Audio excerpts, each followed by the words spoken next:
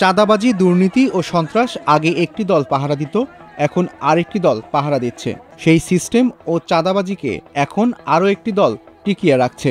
আমরা স্পষ্ট বলেছিলাম, শুধু শেখ হাসিনার পতন নয়, আমরা এই দুর্নীতি ও মাফিয়ারও পতন চেয়েছি।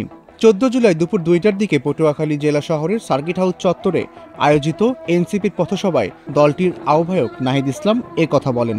সেই চাঁদাবাজি, সেই দুর্নীতিকে আগে আরেকটা দল পাহারা দিত, এখন নতুন আরেকটি দল পাহারা দিচ্ছে।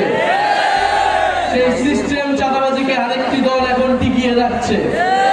আমরা স্পষ্টভাবে বলেছিলাম, আমরা শুধু হাসিনার পতন নয়, সেই দুর্নীতি, সেই মাফিয়া সিস্টেমের পতন চেয়েছি।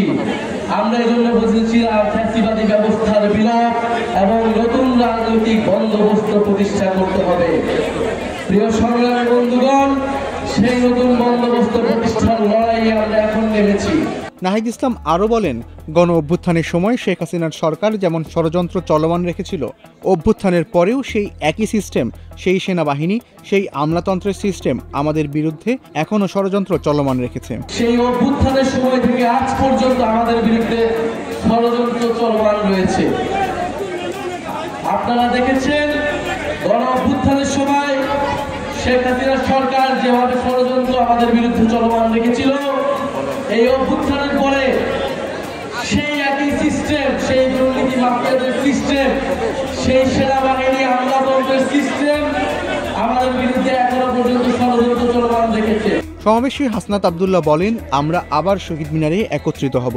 গত বছরের 3 আগস্ট ছিল হাসিনা পতনের ইস্তেহার, এই বছরের 3 আগস্ট হবে স্বৈরাচার মুক্ত বাংলাদেশ গড়ার ইস্তেহার। এই আন্দোলনে যারা সরাসরি অংশগ্রহণ করেছে, আমরা তাদের কাছে পৌঁছেছি।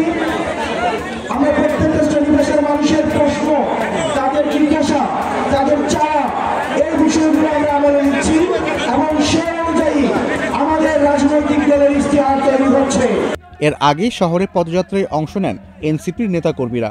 কেন্দ্রীয় নেতাদের আগমনকে ঘিরে নেতাকর্মীদের মধ্যে উৎসবের আমেজ দেখা যায়।